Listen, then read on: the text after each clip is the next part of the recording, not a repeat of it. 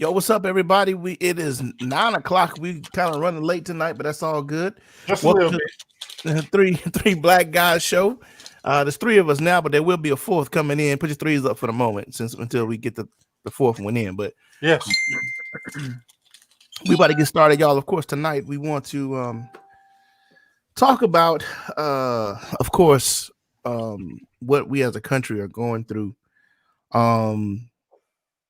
I'm saddened. I'm sickened by this. I'm tired. I feel like I got doggone PTSD with what's going on, and I'm sure a lot of us have a lot to say.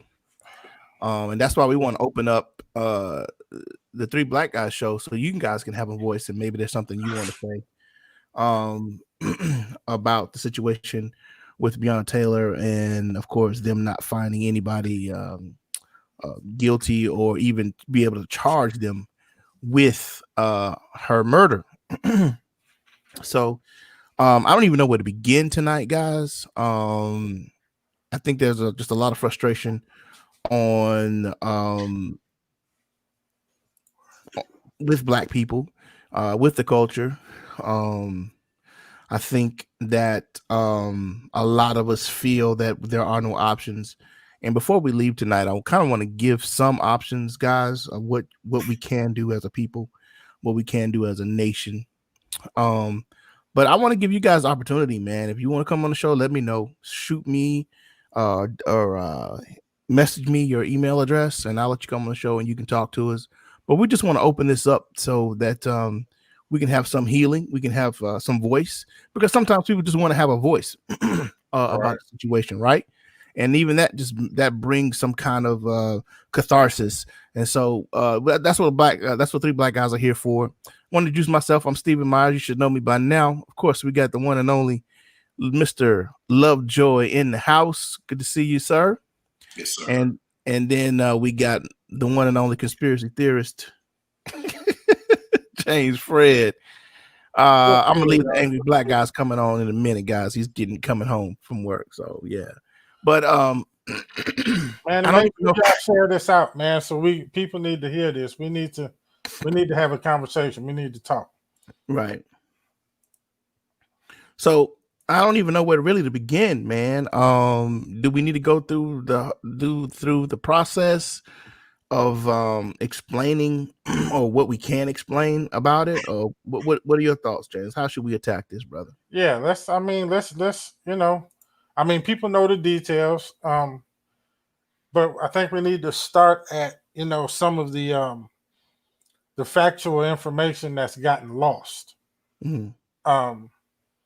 as far as exactly what happened that night. Because from what I've seen is people just don't have their facts straight.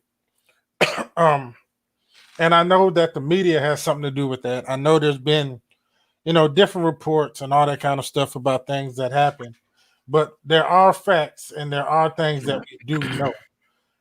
So I think that, that's where we have to start. Now, in saying that, I want people to understand something, that the people, the powers that be, also know the facts, and they still chose to do what they did. So I need people to understand that we got Mario with us finally. We got the other black guy. There he is. What's happening? What's going on, fellas? I'm trying to log into my computer is still logging on. I'm on my iPad right now. Okay. But yeah, man. So if we can just, we can just kind of go over some things that happened, and then we can get into actually, why this decision was made. And depending on who you are and what you believe, there's different reasons why. You know what I'm saying? There's legal reasons why, and then I think the actual true reasons why. So I think, well, let's just kind of go through it. Lovejoy, do you have anything you want to say right off the bat? I think I want to take the position of listening more than I want to talk tonight. I'm still angry.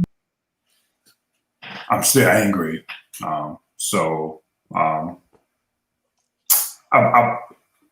want to listen more so than I want to talk tonight. If that's okay.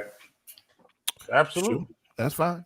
So let's go down, kind of go down what we know. That we know that police officers showed up Breonna Taylor's home looking for her ex-boyfriend, who was a nefarious character selling drugs, and they had an address for him at her place when when he was her boyfriend and going with her.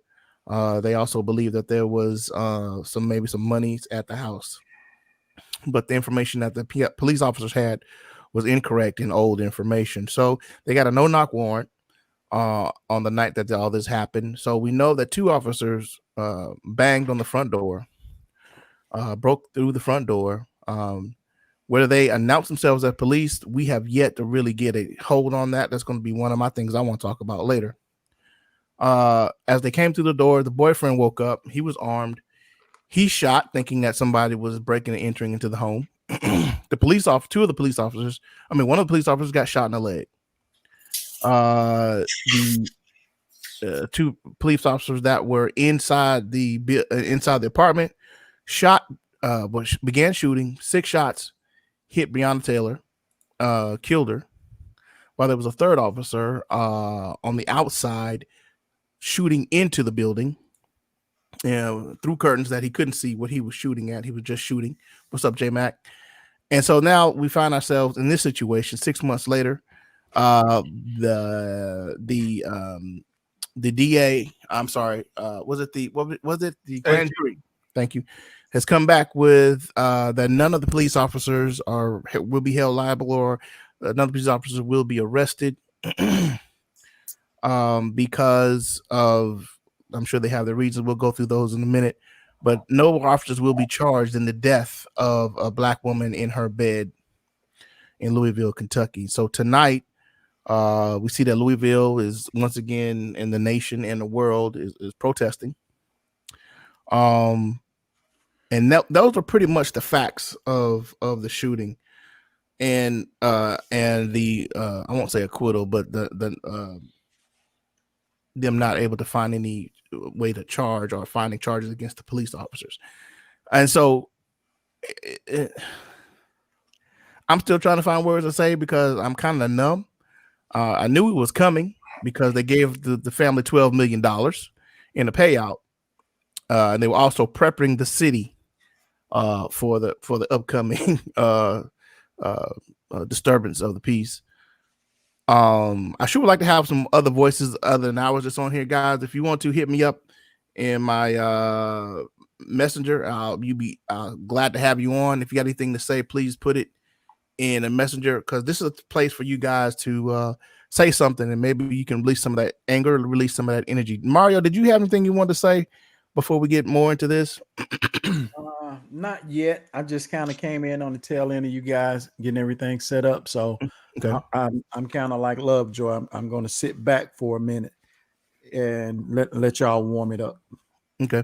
So I'm pretty much done with that's pretty much what we know has happened. My questions are 2 things. We got 1 officer being charged for wanton endangerment, and that's for just shooting into the apartment building without regard to human life, not knowing what's going on behind the curtains. We do know what we have found out was that charge is coming because it went through Breonna Taylor's apartment and went into the next apartment, which concerns me because it's coming to fruition that the apartment that the bullets went into was a Caucasian apartment, and that's why they're pressing charges. I'm trying to be calm about this, y'all, because they didn't say that's why they're pressing charges. No, but that's why they're pressing charges. Right. There was also causing the question to me with the DA, Mr. Daniel Cameron. Is that his name? Attorney General. Attorney General. I do apologize. Attorney General, who happens to be a Republican and rose through the ranks on the backs of Mitch McConnell we can dive into his background if you want to. Well, let's do that. he Let's do that. From my understanding, he is married to Mitch McConnell's niece. I saw that. I've seen something that has debunked that, but they said that the debunction comes from that it was his granddaughter, and I still believe that it is his niece, though. Because it did not debunk that. Either way, it's somebody related. He's married to a relative, a close relative of Mitch McConnell. Right. Niece or granddaughter. Don't curse. Don't care. He's married. Whatever. It doesn't matter. So go ahead. So he's really he hadn't had much law experience. He kind of rose through the ranks on the backs of being I'm gonna say this and not it offends anybody. I do apologize, but he is Uncle Ruckus. He is the coon that has ran through the ranks of the judicial system in Kentucky and really doesn't have any really law legs to stand on. I was listening to another another attorney general of another state, and they really don't see his record as being adequate for him to have the position that he holds. So, also here's my other thing where have a problem, because I watched it when he got up after the grand jury came back. The other problem was that Blanche, we're gonna get to you, darling. He also mentioned that the police say that they did say that they were there. They were going to knock. That they were the police. That they were doing a no knock, and they were went through the door, saying that they were the police. Out of all the neighbors, there was only one neighbor who can verify that they said that they were the police, and so they just took that one person's testimony that they cried out that they were the police before pushing down the door. And I think there's going to be some problems with Daniel Cameron. I think it's Daniel, with Cameron's assessment and what he allowed as the leading prosecutor to find out to give the grand jury to go to make a decision.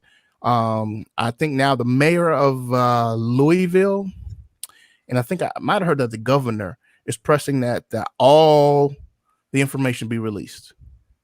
Okay. So everybody can make up their own decisions about what has happened. So that's all I got as far as facts, and a little bit of my how I felt about it. But go ahead, Lovejoy. Looks like you got something now. Okay, so being a former police officer, and I was going to ask you that. There's a lot of things that's wrong with this particular scenario for me, and I've done search and seizures, and I've had warrants issued by the judge at the last moment. Here's my problem.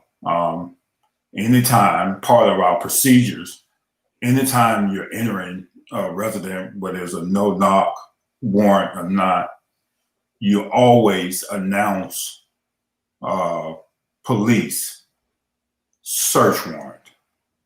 That is mandatory off the cuff. And when we're going in flank, the person who enters first announces police search warrant, but then your secondary person comes in. My problem with all of this is we're trying to justify whether or not the police said it. And my problem is with this is we're trying to find every excuse that's on the entry of a search warrant, which was a bogus search warrant from the beginning. Because again, anytime we did a search warrant, I had to provide surveillance that was evidence of some criminal activity going on. From my understanding, guys, and y'all help me with this, the ex-boyfriend of Breonna, was he not in custody already at a previous resident, or y'all help me with this?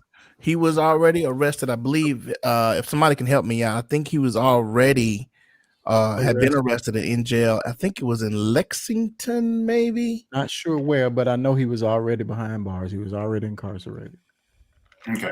And so I guess I'm trying to figure out how they justify even the search warrant and the judge who signed the search warrant if there was no evidence that the ex-boyfriend was even there and there was no activity in the home. That's where I want to start. How did you justify even the warrant?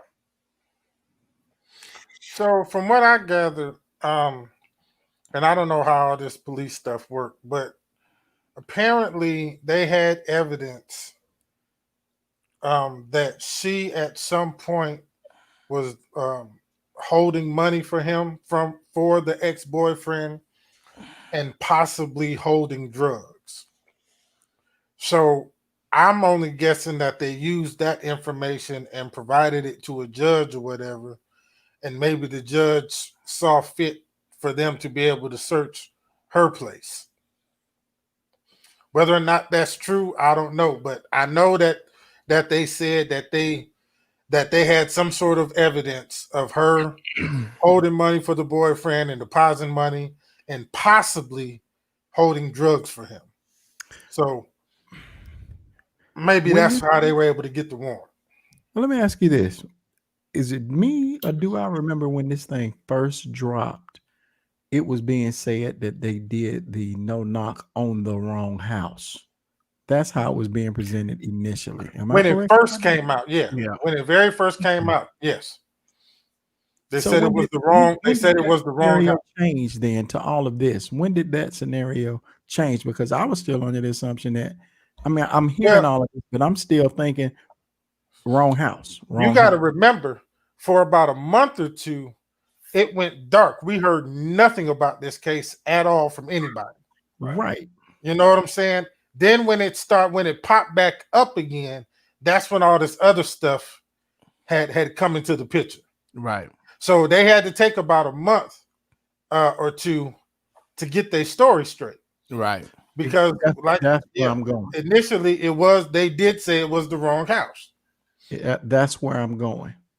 Right there. That it sounds like some manufactured BS that they came back on the back end. They did. Okay.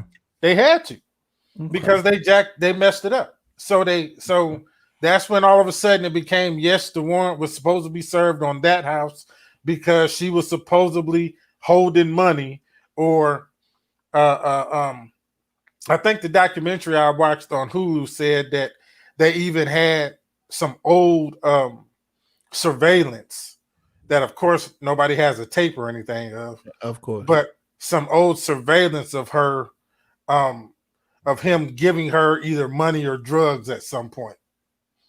They think that's what it was. I guess for me, man, this whole thing stinks to hell, and nothing is adding up. It took them over 200 days to come up with this bullshit answer. And you guys gonna have to excuse me. I'm still in this little mood from this morning. There's absolutely no way from the OnStar to this, guys. It's bullshit to me, and just the procedures and the no knock warrant. And I'm sure there are other police officers out here who saying the same thing. They just may not voice it, and so that's kind of where I am with that. So I mean, we can move on, but even from the OnStar, man, it doesn't look good and it doesn't sound good. It took them that long, and then stories are inconsistent. Inconsistent, exactly. Exactly. Right. Very very inconsistent. Exactly. The whole thing about they now, like you said, Lovejoy, they have, it was that Steve. Now they have one witness that said, they heard the police. Yeah, it was I watched the documentary. It was an African guy. Okay. He probably trying to get citizenship. That's what I thought. You know what I'm saying? Can I present this? Yeah. Go ahead. Or because I used to have what we call snitches. I used to have them, and I will hold a charge over their head to give up something on someone else. Someone else. I'm not suggesting that this African guy has a record or anything. I'm just presenting. My thing was like he's the only one. The only one. You Out know of what I'm everybody saying? that surrounded her apartment and all the witnesses that they could have interviewed and they have interviewed, he was the only one that heard them say, "This is the police." Come on, man. So I want to share a story right quick. When I was living in Fairfield, I lived in a little shotgun shack, and I was awakened by I won't say it was, well, yeah, almost like a no knock next to my house. A no knock is extremely loud, y'all. It is. It is extremely loud, and you will be startled out of your sleep because I'm like, what the heck is that? You have these people just beating on the door. Boom, boom, boom, boom, boom, boom, boom, boom, boom. It is humongously loud. And then they get the battering ram.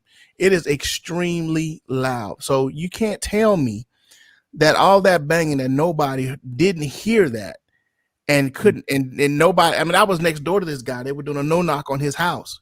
And it was like, boom, boom, boom, boom. This is the police. Open up. Mm-hmm.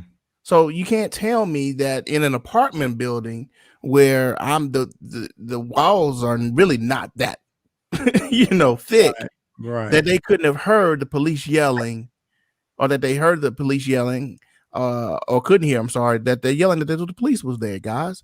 I'm sick. I agree. I'm sick of it, and I think it's a lot. I think it's a major cover up, and I think Daniel Cameron's going to pay. I think he's going to pay dearly for this. He's hiding behind his. Never mind. No. Don't never mind it. Put it out there. Say it. I believe his cooning is going to get him in trouble. I think he's overstressed himself, and he's trying to toe the line for the whole blue line and keeping up, and making excuses for police bad behavior. Now, there's a couple of subjects we can talk about tonight. We can talk about, how. Let me ask this question. I'm just gonna put this out here. Are there any good police? Go. Do you believe that there are good policemen? Go. Yes, I know several that are genuinely good people. So if they are good, I'm saying the ones I know. Let me finish my question. Okay. I'm gonna let everybody finish. Are there good police? Go. I'm just gonna let everybody answer before I ask the next question. Go. I believe there are good people that are policemen.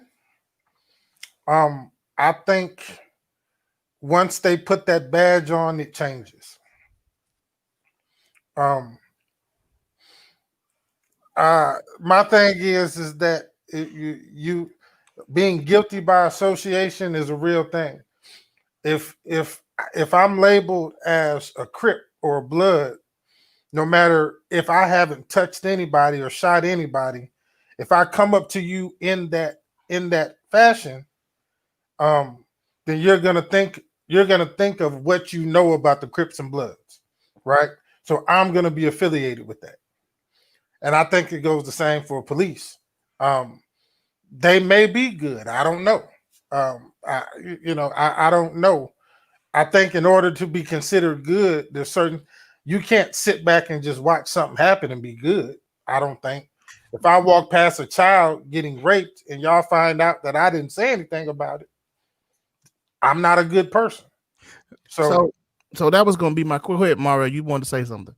Just to add to, I think, good or not, I think once you become a part of the brotherhood, there are some ugly truths that you know from the inside out that you can't voice. You just have to live with. Absolutely. You see what I'm saying? Sometimes speaking out can get you in a different kind of danger. But is that good? They're still good people, but that's just like you work for a company. Steve, you're a good guy. We're all good guys, but you work for a company that might be beating people on the back end or something. You don't like it, but you can't necessarily change it. The car, you're a cog on a much larger wheel, on a much larger, whatever. So you know, you got to kind of pick and choose your battles and do good where you can do good. Well, I've seen good cops who did speak out, and they did pay the price either with their life or with their careers. Exactly. So my question still stands. If you see a police officer abusing his power, if you're a police officer and they're abusing their power and you do nothing about it, are you still considered good? So can I answer that from this position? So I will answer that by asking you, are there any good preachers? We are guilty by association and what we do. And it's not to say that there aren't any good preachers, because I consider myself an honest, authentic, good preacher. Mm-hmm. But because others have made it bad for me, even now, I'm guilty by association, which leads me into this, and I may be jumping ahead of myself. Mm-hmm. It bothers me that there was not even any charges against the other officers. Right. Was even there by association. Mm-hmm. I was saying they wouldn't even charge. Right. And there was no charges brought on them, even though they were there. And in law, there's this thing that's called you are guilty by association. So if I'm driving a car and you, Mario, robs the bank, I get just as much time as Mario because I was there. And the intent was to help Mario rob the bank. Mm-hmm. The problem I have with this whole thing is, and it's covered with a bunch of foolishness and craziness, that they weren't even charged, guys. Mm-hmm. They weren't even charged. Right. And so you're telling me, so it's a double standard, because when we go back to George Floyd, there was one officer that had his knee on his neck, but there was other people that were standing around, and guess what? They were charged. They were charged. That's what. So it's like, man, we playing the dozen here, guys, and it's just this whole thing stinks to hell to me. So, but to answer your questions, I don't think that's the question, Steve. I think, are there any good officers? Absolutely, there are. Mm-hmm. But the moment you put that badge on, you're guilty by association. I've seen plenty of. I've seen this this meme talking about it says, I do believe they are good cops, but you fit the description of a bad one. Wow, that's good. You know what I'm saying? Because you know, half of our, and I won't say half, a lot of our communities are A, afraid, and B, don't like. Okay. Or don't like the police for whatever reasons. What is this that Blanche put out here? Anybody want to read this? USA Today fact check. Police also execute a search warrant about 10 miles from Taylor's home at a reported drug house on Elliott Avenue in the Russell neighborhood, records show. Mm-hmm. There, police found Glover and charged him. Glover's arrest citation lists the time of his offense at 12:40 a.m., the same time the search warrant was executed. But his arrest was listed at 2:43 a.m. March 13th, more than 2 hours later. See? So they already had the dude when they busted down this woman's door and killed her. Something smells real bad. I mean, dude. So let's take this, man. Let's go with I want to go with this. I want to go in a different direction, guys. In this country, I want to ask this question. Do you, as a black person, feel safe in America? Ooh. I can answer that right now. Go No, ahead. no, absolutely not. I Why don't not? feel safe. Why not? I think, and we as Black people, and I'm gonna go back to that. I think we as Black people live under a constant level of anxiety in this country. Have always. Now that anxiety is even more heightened. But no, I don't think we're absolutely safe. Perfect example tonight. I bought something off of Facebook Market, and I had to drive to Moody to pick it up. I called somebody. I sent somebody the address that I was going to pick it up, because I knew I was, I knew I was I'm going to Moody. So you're dealing with white folk in Moody.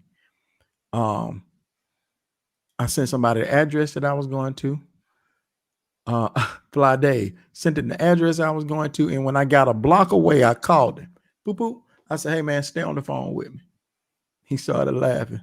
I said, "You laugh all you want." I said, "I'm in the middle of Moody, a Black man in a white neighborhood, going to pick up something from somebody." He said, "Yeah, I ain't think about that."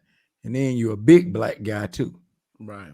You know what I'm saying? He said, "So," I said, "So stay on the phone with me," just like I said. Made the transaction, boom, boom, got out of there. But there you go. Yeah. To answer your question, yes. But why in 2020, and all that we've been through, I'm gonna let you answer the question, Lovejoy. Why are we still having to watch our backs in an equal society? Why is that? It blows my mind that you would have to call somebody in 2020, Mario, in the land of the free, home of the brave, that you would have to call a white man to say, "Stay on the phone with me so nothing would go down." No, call the Black guy. Or a Black guy. Sorry. Call Fly. So go, Lovejoy, go ahead with, what do you feel safe? Do you feel safe in America? Oh, absolutely not. Absolutely not. I think it's deer season for the black race, and I think we're in the crosshairs of, listen to this, society, I'm gonna holler at you, LP. a system. We're in the crosshairs of this particular system. Black man is a 9-point or 8-point deer right now. Mm-hmm. And we just so happen to be in a time where I don't think this issue has been addressed. It's becoming more prevalent now because we have technology, but this has been going on for years, guys. And for us to be surprised that the verdict came down as it did says that I think we have wrong expectations. I said it Sunday when we were on that I was going to hold my views because I knew exactly what was going to happen. Number one, the handwriting was on the wall, guys. Right. 200 days for them to come back with a bogus ass lie. Come on. We knew what they were doing. They was trying to play cover up. Yeah. And, it was going to happen, guys. Mm-hmm. We're marching, we're chanting, we're tearing stuff up.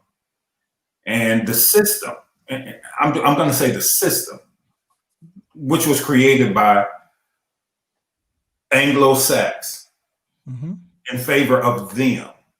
The system now is not to our favor. So for us to expect something different, it's asinine on our part, guys. And that's my argument.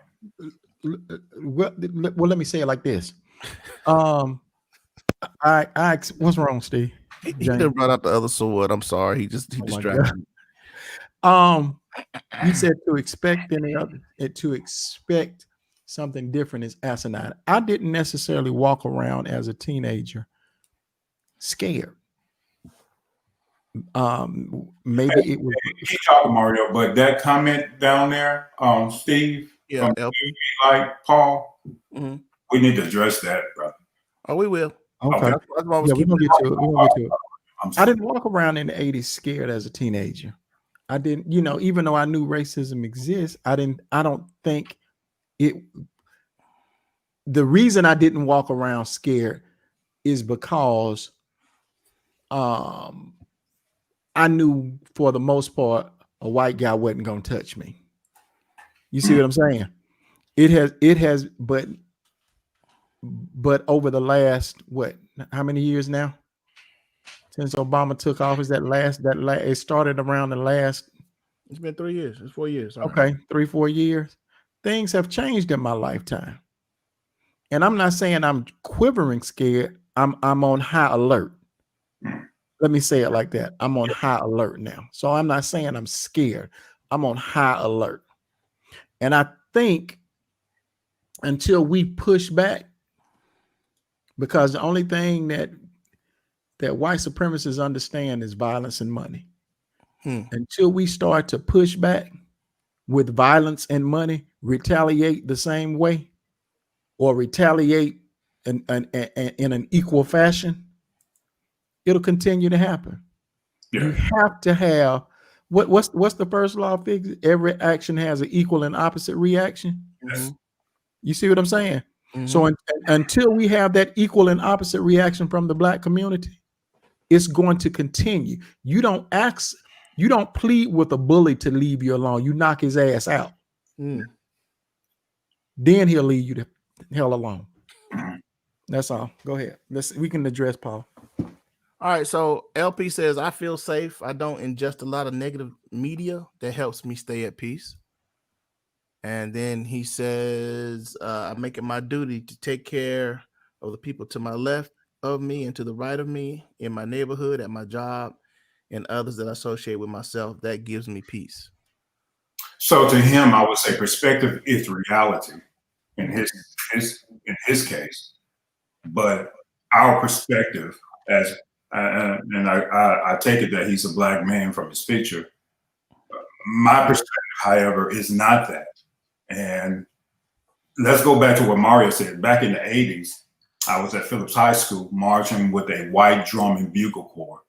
And I was the only Black who marched with Spirit of Atlanta and drum and bugle corps, by the way. And those guys are predominantly white. I'm not sure how it is now, but back then. And we came to Birmingham, and we were sitting around eating peanut butter sandwich and drinking Gatorade for protein. And I remember a white officer approaching me as though I did not belong. And it was my first encounter as being profiled. So my reality or my perspective is that I've experienced this already. I've experienced a white officer in Bessemer, Alabama, pulled his weapon out because I parked in his parking space in downtown Bessemer. I've already experienced that. And so my perspective is my reality. And I'm not sure, and I won't attack LP however he lived. Maybe he hasn't had that encounter, but I guarantee you about 92% of Black males have. So James, the question was, do we feel safe as a people and still feel safe in America? I'm not gonna say I don't feel safe. I mean, I don't walk around fearful of stuff. Right. But at the same time, I'm very aware of my surroundings. I'm very aware of where I'm at and that type of situation. So although I'm not in fear, I'm still paying attention to what's going on. So if I'm somewhere, for instance, if I'm somewhere out in Hoover or places that are known to have some issues with other races, then I'm gonna go out there and handle my business and do what I got to do.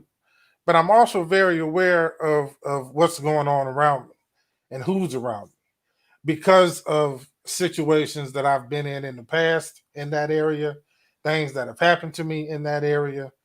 So, like Lovejoy thing, I think our life experiences kind of dictate certain things.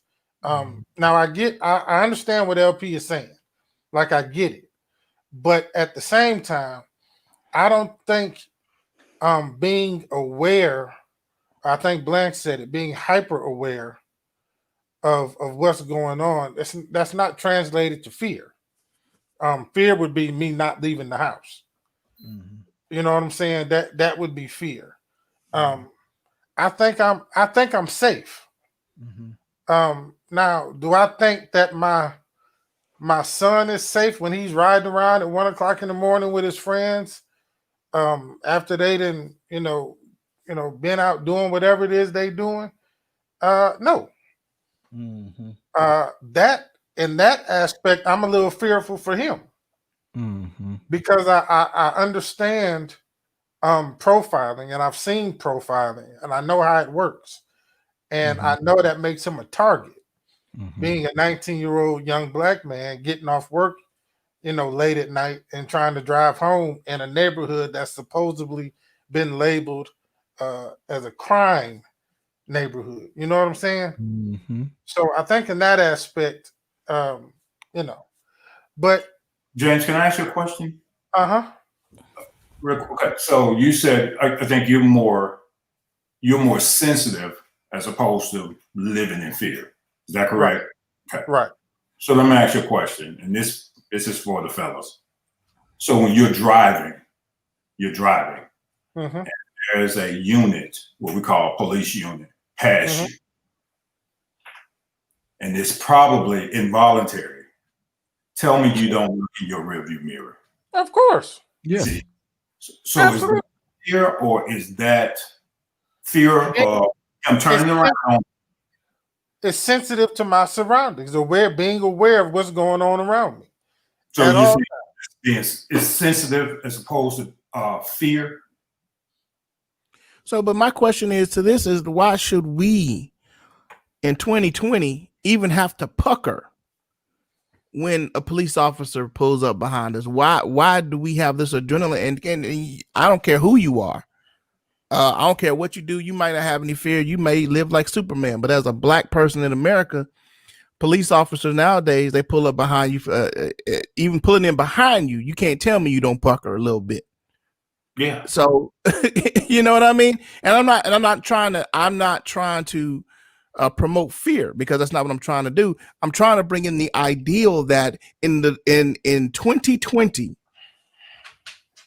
we're about to be 2021, black people are puckering more in this grand experiment of democracy. And I personally, I don't think it's right. I don't think it's fair. I believe that we've done more than enough to show ourselves. You know what I hate in 2020, me as being a 48-year-old black man, you know what I hate is having to make somebody feel they don't have to be afraid of me in an elevator. Yeah. I don't anymore. I'm saying I know we don't have to. Right. But I hate the feeling that I feel like I have to. That's something I did when in my younger days. That's something that was taught to me by my parents. You know what I mean? Don't look them in the eye and blah, blah, blah, blah. That is bull. Why in 2020 are we dealing with this? And I'm sorry, I'm venting, but y'all can go ahead. I believe that we should not in 2020 still have to freaking march, have to freaking riot, have to freaking protest for freaking not to be shot in our freaking bedrooms. In 2020, we should not be having to pucker when the police pull up on us or pull behind us or stand next to us. You know what I'm saying? That's some BS, man. Why are we still dealing with this in 2020? I'm sorry. Y'all go ahead. I completely agree with you, Steve. I remember I would drive, man, and have a badge in my pocket. Check this out. That same fear would come over me when I got pulled over. And you had a badge in your pocket. I had a badge. Because, watch this. I thought I was one of them. But my reality still says that you are a human of melanin and you are still viewed a certain way, regardless if you got a badge in your pocket or not. If you move the wrong way, you're going to be shot. That was my reality. And so I understand the thought, Steve, and I'm just as PO'd as you when it comes to this, because the reality is, check this out. Here's a good one. I called the police about a month ago about, watch this, about a man that looked suspicious that was acting weird around my car lot. And when the police came, do you know he attacked me as opposed to trying to find out what was going on? He didn't know that I was the owner, but the other guy was still doing his thing. And immediately I was the one profiled. So it still goes on, guys. It's still happening. And here's the sad part is, in our lifetime, we won't escape this reality. Definitely. Oh, this is going to be with us for some time. Yeah, it does happen. It happened in Kenosha when the 17-year-old white kid, he had already shot a couple of protesters, and he's running from the protesters trying to subdue him, and they're telling the cops he just shot somebody. They turn on the protesters as he runs on by. Absolutely. You know, yeah, Tony. Yeah. Maria Gardner over here says that, yeah, I feel for my 17-year-old son the same way. Always reminding him to drive when he's coming home, to drive the speed limit and be alert and aware while driving, and while he's out with his friends, etc. Same thing that my son thinks I'm overreacting, and I'm like, but that's a prime example of how youth does not see the entire picture. You know, youth has this encapsulated vision of the world. You know, they don't see the bigger picture. And I'm telling you, hey, be careful. Now he's starting to see it because he's getting closer to 25. You know what I mean? Yeah. So he's 22. Closer you get to 25, the wider your field of vision. You can kind of see some more things. But when he was young, man, when he was 17, 18, hey man, be careful. Cops pull over, keep your hands on the steering wheel when they get there. You know, if they tell you to get your wallet, hey, my wallet is in such and such. Can I get it? You know, I see, you just want to continue to talk to them the whole time they're there with you. Those are the conversations we have to have with our black boys. You know, my thing is like, I've already trained my son. First of all, if you get pulled over, I'm the first person you call. I don't want you reaching for nothing right and then he's got to call me before they even get to the car. Once he sees the lights, he got to call me. Thank him for trying to do something that he's no. You got to think about this though. Most of these kids, either him or one of his passengers, have their phones out. When they see the lights, dial my number, call me. Once the officer gets to the window, yes, you put everything down and do what he's telling you to do. But I need to know, because I need to get there. Because I've seen in this city, I've seen too much where these young kids get pulled over and the cops do them absolutely ignorant. And nobody is there to speak for these kids. I've seen it too many times with my own eyes. These cops, and I'm talking about Birmingham police, do these young kids, man, ridiculous. I mean, treat them like pure crap. They always want them get out the car. They always want them on the ground and all that old stuff for a traffic stop, Tony. For a traffic stop. You know what I'm saying? And I'm not saying what I've heard. I've seen it and watched it with my own eyes.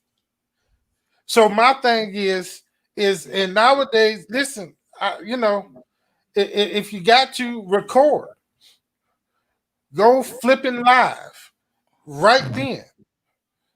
Of course, don't make any crazy moves. Now, the police is at the car. No, don't go to reaching for stuff. You already got your phone in your hand. Somebody in that car need to be going live. And we've seen that even video isn't necessarily going to get a conviction if something happens. Right. You know what I'm saying? But at least there's some sort of documentation. But I've got to get there because these young kids are automatically treated like they're guilty of something. Just for a traffic stop. They tail light out. Why they got to get out the car and you searching the vehicle because they tail light is out?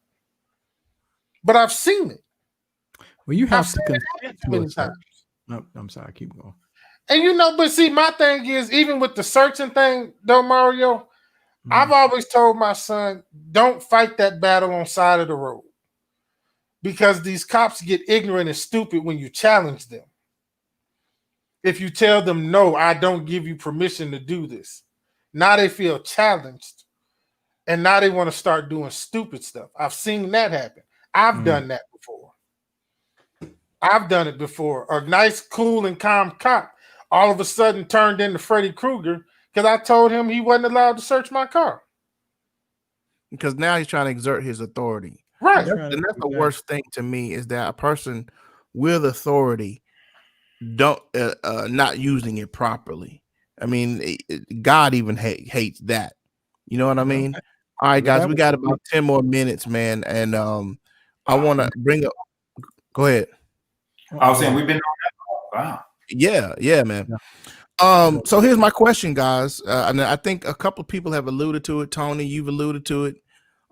There's somebody else kind of alluded to it. Is this? I know the answer to this, but I'm put it out there anyway. Is this system really for us? No. Can we really survive? Listen to me good now. Listen to me good. Can African Americans really survive in this system? Is the question I want to ask you.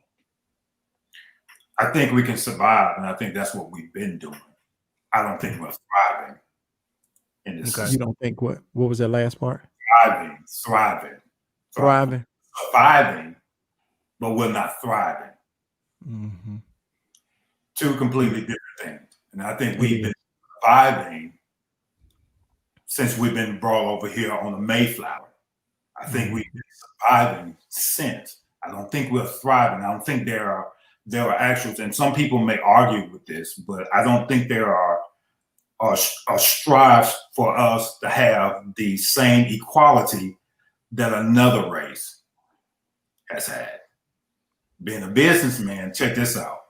So an Indian person can come over here, start a business, exempt from taxes for the next 7 years. But when I go present my business plan to the bank, I'm automatically denied because of the color of my skin. And you can't argue with me because my Beacon score is 700 and something points. I presented the same plan that this Indian man or this Oriental man, but I'm the one that's denied. So I think we're surviving, Steve, but I don't think we're thriving at all. I agree with you on that 100%. And the system is set up to keep us second-class citizens. Absolutely. I agree with that. Way. It's set up to keep us second-class citizens.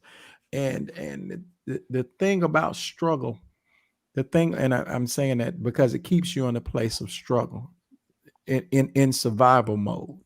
And then the only thing you can concentrate on is just this.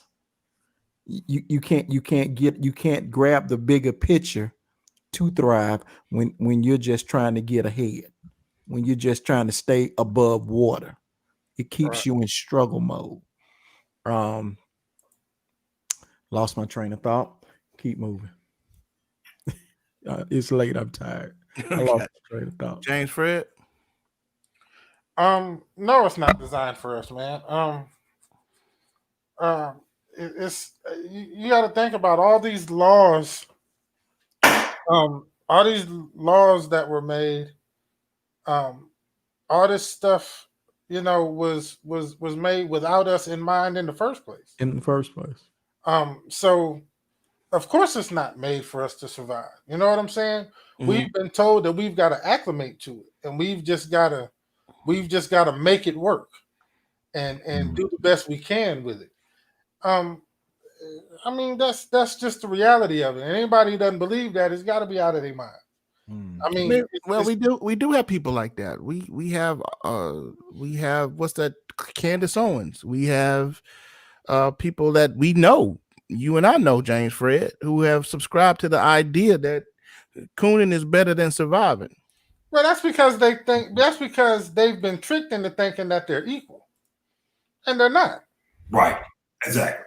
And that's the biggest issue. Yes, things have gotten better for Black people, but they will never be equal. We will never have equal rights and equal justice. It's just not going to happen. The system itself is designed for it not to happen. So as long as it's not going to be equal, then we will always be at the bottom. Regardless, and listen, I need people to understand, I don't care how much money you got. Tyler Perry just became a billionaire. He's still a nigga to them. Period. And I hope he understands that. I mean, it's never going to be equal. Mm-hmm. I mean, yes, we can make a living and we can make our money and we can, take care of our families and do our thing. Absolutely, we can. But when we get pulled over late in the midnight hour, they ain't looking at none of that. Mm-hmm. They don't see none of that. You know what I'm saying? Tyler Perry get pulled over, he that nigga. He just simply that nigga that's got some money. I mean, I think we talked about this earlier, man. Like OJ. OJ Simpson was a national hero. Mm. Everybody loved OJ. Cars, hurts, and everything. But was one bad thing happen to him, and the whole country turned against him.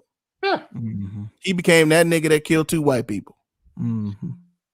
And that's what even now they are reminding us by this verdict. I don't care what come, what go, you still a nigga. Yeah, we gonna give you this $12 million, nigga. Right. But we ain't finna do none of these white boys. And yeah, we gonna prosecute this other white boy for shooting the plaster in the wall, for messing up the walls. He gonna go to jail. Mario, please, but you said it, but in actuality, that's exactly what happened. No, I meant I know. Shooting plaster in a white man's house, as opposed to charging him for killing a black woman. Watch this, who was asleep. Well, here's the thing. Here's the thing about it. What they're saying is, and this was in the documentary also, is that there's no proof. They don't know exactly which one of those 3 officers' bullets killed Breonna Taylor. Now, here's my problem with that. They seem to be able to match bullets to guns all the time, as far as from what I've seen. Well, but the AG said that it was the AG said, I don't mean to cut you off, but the AG gave the name of the officer whose bullet was the fatal shot. Who they think. They had to, they said one of the guys' names, but they still casted doubt on that, which is the reason why the guy who was on the outside shooting that did get charged with the wanton endangerment, that's why they couldn't charge him with Breonna Taylor, with her murder, because they don't know if his bullets hit her or not. There you go. Blanche says it was Cosgrove. That's what they said in the documentary. But they also said that there's no hard proof. It was two separate companies that did the investigation on that. One of them gave hard proof that it was Cosgrove. The other one did not. All right. Well, if it's hard proof, then we definitely got a problem. There was hard proof in the AG. The AG didn't present the proper information, which goes back to Mr. Daniel. Was Cosgrove the one shooting? No, Nina, he was not. It was, what's his name? Hastings? Yeah, Hastings or whatever it was. Yeah, something like that. I think, and y'all mark my word, he's being poised for becoming governor Oh, of no doubt. Kentucky. Mhm. Mark Oh, what no I'm saying. doubt. And his career is about to skyrocket because of him siding with the system. And so, Exactly. just like Candace Owens, where I believe there's somebody that's financing that bitch. Easy. Okay. Easy. I already told y'all I'm on something different. Right. Now, Easy. everything, and you can quote me. I hope this go viral, and we can tag Candace Owens that I call her a bitch because I think She don't care. the other thing is, guys, we have to. They did all of this, and let me show you how they think of us. They pacify us by giving us a charge of endangerment. Now watch this. When it goes to court, and it probably won't even go to court, he's going to get off, and he's going to probably get a 5-year sentence, Right? suspended with 7 years of probation. Mm. He won't You're going do 5 to because nothing is going to happen for the next year or two, and they're going to label it due process. Right. And so now we got that. So they're trying to pacify us and say, well, we charge somebody, you guys should be happy. And that's what they've been doing for years, guys. They've been pacifying us just to get us to shut up. But honestly, man, this whole thing is real. Oh boy, Daniel who married the white girl, man, come on. We know what you're doing, cuz. I mean, we know what you're doing, man. The crazy part is they don't think we're smart enough to see what they're doing. Right. I don't. You know what? I don't even know that's the truth anymore, Lovejoy. I really don't. I think it's brazen now. Exactly. I think it's absolutely brazen now, bro. They know we're smart enough to see it. We see this. What they're doing is saying, "Ain't shit you can do about it, nigga." Ain't you can do about it, right? You know what I'm saying? Ain't shit you gonna do about it. What you gonna do? Nah, we can kill y'all, and there ain't nothing you can do about it. Like I said before, until we start pushing back the same way they're pushing on us, ain't nothing gonna change. I like what LP said, and this is kind of where I was going to try to end it, man, because I want to end it on a positive note. Okay. But I want to give everybody voice. Preacher, because I want to see how you gonna end this one on a good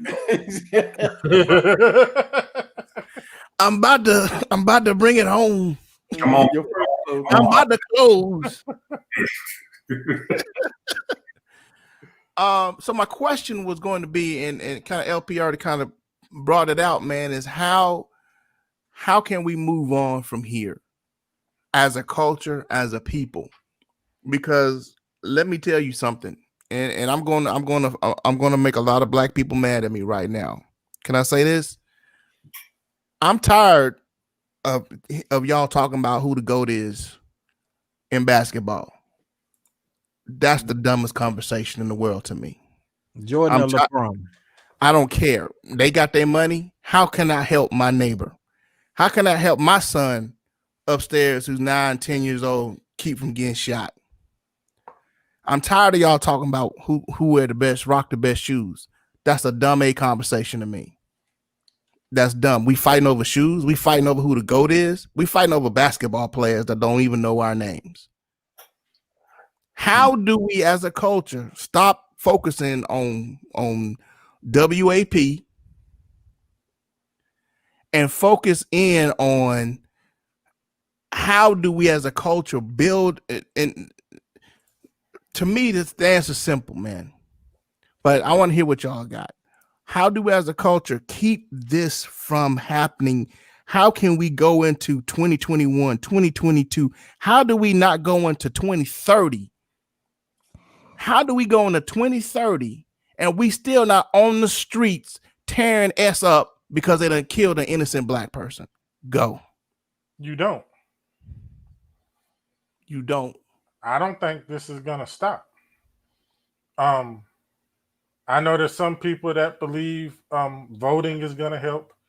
I know there's some people that believe, if we start pooling our money and doing certain things is going to help? I don't know. I don't know if any of that is going to make a difference. It's like we said earlier, everything is stacked against us. So how do you get past that? How does that change? Unless the entire system as a whole is going to change. System ain't gonna change. Right.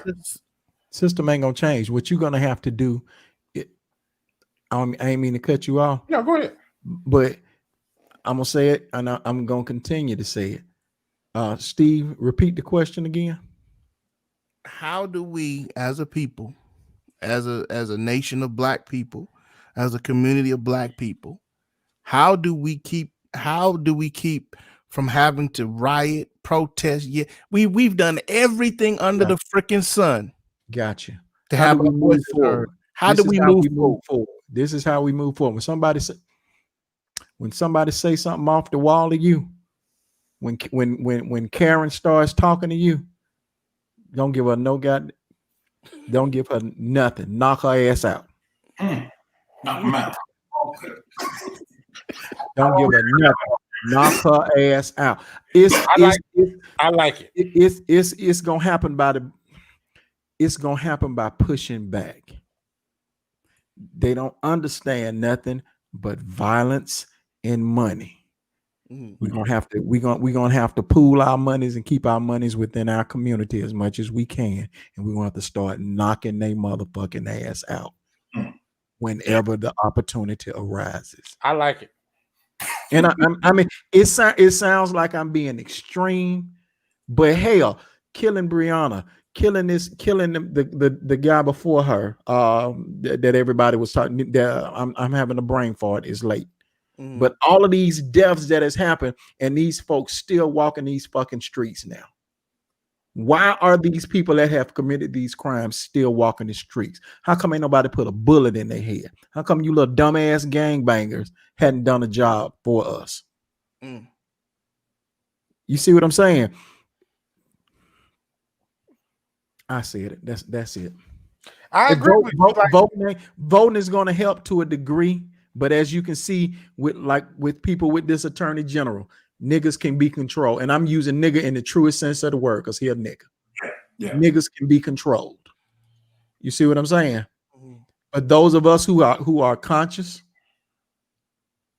it's time to start knocking some asses out. Done. So let me add to what Mario said. I think the empowerment, and I'm not saying it's a lost cause for our generation, but I think now we have to be smart and strategic about this. Okay. So everybody in here on this has sons. So now I have a responsibility and an obligation and say, hey, little Steve, hey, little James, hey, Mario Jr., when you get $25, save it. Don't go buy the Jordans. Don't go put rims on your car. You want to do none of that. Save it. Put it over here. When you empower, and I'm not suggesting that money is the thing, but one thing that I do understand about money, it empowers you. And if we are empowered and we say, okay, I tell you what, if you don't stop doing what you're doing, our consumer dollars would be revealed. It is said, and these stupid sons of bitches think if we move back to Africa, that would be the best thing. It has been, study has shown, Steve, that if we move back to Africa, the economy just failed. Then let's go. So here's the thing. Here's what I'm saying, and we don't understand this, is that when we get money, and that's what this whole stimulus stuff was about, y'all, by the way, to stimulate the economy, because a lot of black people got money. And guess what they did when they got money? They went out and bought expensive weaves. They went out and bought Jordan. They went out because we stimulate the economy, guys. And so now, I'm not saying it's a lost cause for our generation, but I think we have a responsibility to teach our young men now. Knock their asses out, but then let's be strategic and let's start saving our dollars and then controlling the narrative with saying, okay, no, I got some paper. I got some paper. You ain't gonna talk to me any kind of way. And if we do that, guys, I think then the system is slowly gonna start turning for our favor. But it's not, because they know they put $1 in our pocket, we going to spend it. It's gone. It's gone.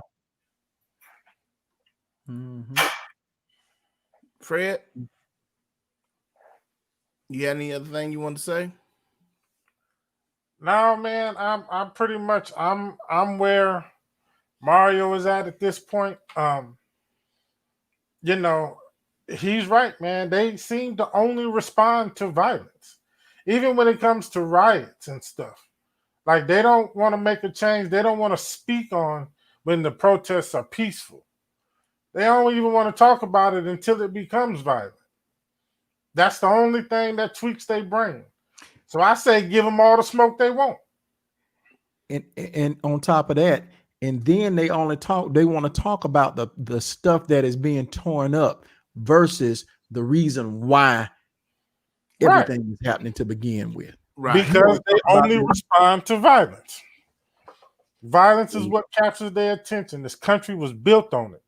It was. And that's what they respond to. And I need to make it known, and I've said this before, I need white people to stop thinking they're the only ones that got guns. I really need them to do that. I see these little memes, man, and these posts with people talking about,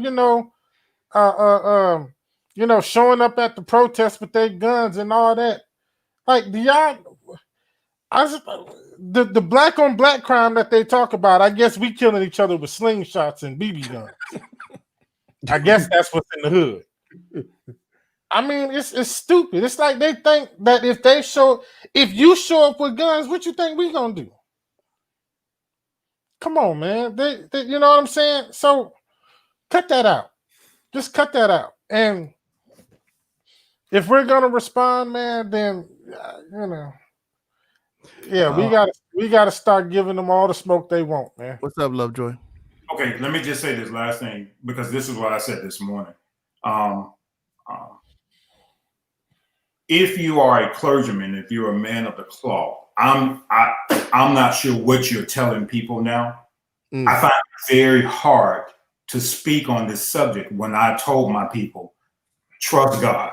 I've told my people, pray. And the exact same thing continues to happen. What do we tell people now that this anger has kindled? And so do we stand by and say, okay, let's just join hands and kumbaya, my Lord? Do we do that? But watch this. My adjectives would seem to suggest that's what we do. And we start using scriptures like, vengeance is mine, said the Lord. No, I killed your ass off. And so I'm at this point now, Steve. I don't know what to tell. And I'm conflicted because I don't know what to tell people who look to me for leadership, because I'm mad as hell.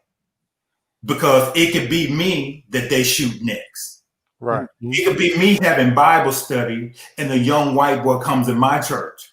Right. And light it up. It could be me.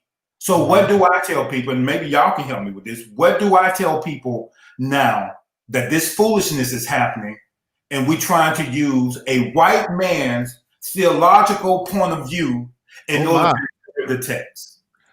Whoa. Oh my. Go ahead, Mario. You take a shot at it. That's gonna be a whole other show right there. Right there.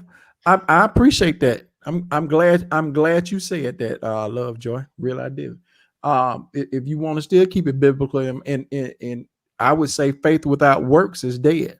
We've had the faith the whole time. We prayed for faith. Now it's time to do some damn work.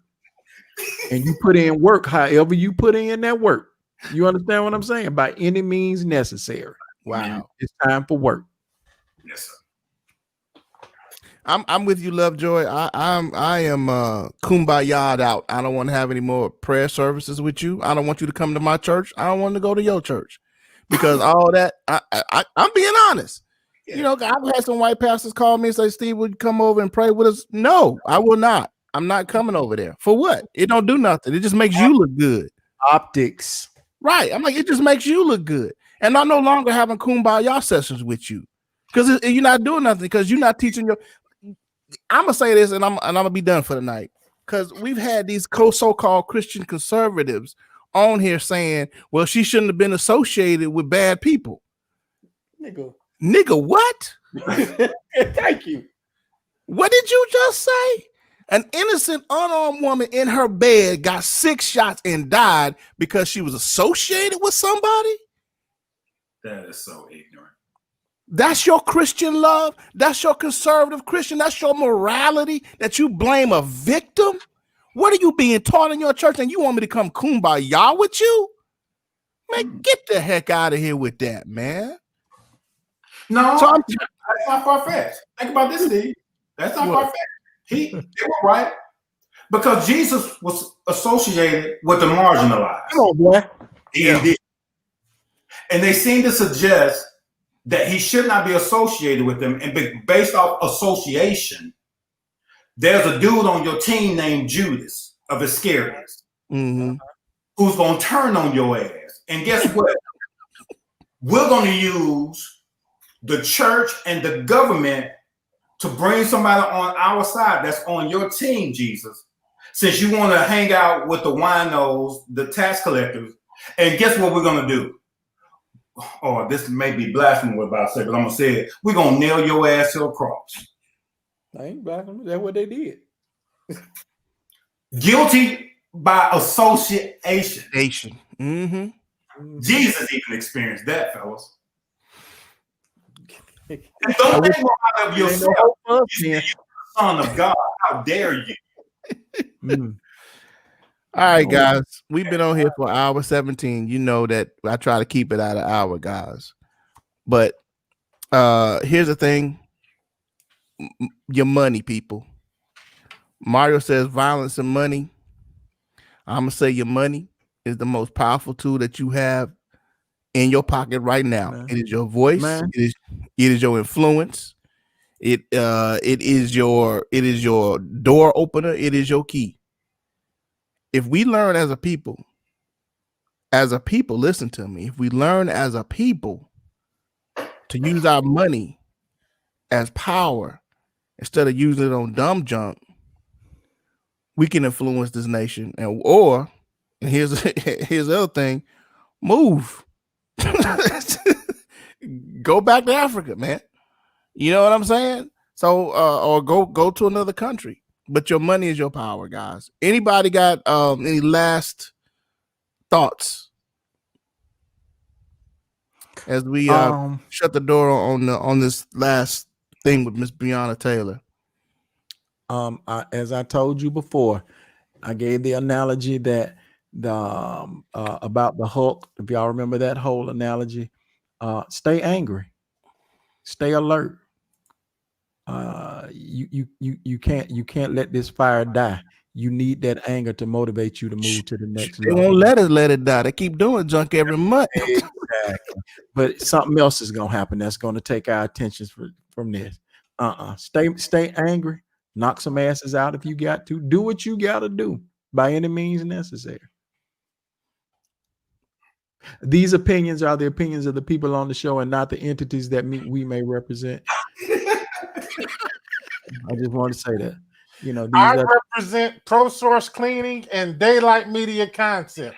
My opinions represent them too. If you don't like it, your mama. I'm going to bring this on home and let's get on a positive note. We shouldn't rush this one tonight, should we? You want to keep going? You looking sleepy? Oh, I'm wide awake. Don't let these. Yeah, I'm saying, but I just want you to bring it on home. Come on, bring it home, Pastor. Well, I mean, no, I mean, I done brought it home. It's, we've had a good time. We've had some powerful conversation. I want to thank everybody that came in tonight and watched Three Black Guys show. Normally, we're on Sunday nights at 8:30 p.m. That's Central Time, 8:30 p.m. Central. But we had to. I feel like we needed to. Kiana's right. It is money. Money is power. That is your power, y'all. Stop spending it on dumb junk. Money is your power. Learn to invest. Own some stuff. And I'm not talking about hair, nails, and shoes. I'm talking about land. I'm talking about stocks, bonds. Own some stuff so that your money can have a voice. All right, I'm done with that. Thank you for watching, guys. It's been the Three Black Guys show. Put your threes up, guys. Yeah. It's a late night. Mario needs some sleep. Put your four up, because now I need some sleep. We need sleep. We're gonna do fours now. We're gonna do fours now. We got fours in here. Doing fours. We don't know what the new name is yet, Nina. We still working on the new name. Working on it. I can't see that stuff y'all see though. Huh? People talking. Yeah. Oh, you can't see the comments? I'll never see the comments. Okay. Private chat and comments on your thing. On your right hand side of your screen. Go up to comments. Click comments. Oh hell. Oh, you missing all of? You been missing all of? Okay. All right, man. Hey, look, Tawana said keep it simple. 4 black guys. Tawana. You know what, Tawana? That's what I said today. 4 black guys. That's what I said. Tawana, that ain't gonna work. We gotta come up with something better than that. We gotta come up with something flash. I like 4 black guys. It's she's my pastor. She'll out though. She will, but she loves me. Yeah. She go like that girl. They say she like 4 black guys too. Listen, listen. We ain't doing we gonna think about it. Like 4 black. Yeah. Why can't we go with 4 black guys, man? Yeah. Well, my brother said we need to name it the Silverbacks. The Silverbacks. That's an inside joke. He's stupid. You see, he disappeared on us again. Boy, I tell you. Foresight. Y'all really gonna do this tonight? Y'all really? Mario sleeping. Right. You see all of it. I'm tired, boy. All right, y'all. Guys. I love y'all. But y'all be blessed, man. Y'all stay safe. Keep prayed up. We'll talk to y'all later. Peace. Right, love y'all.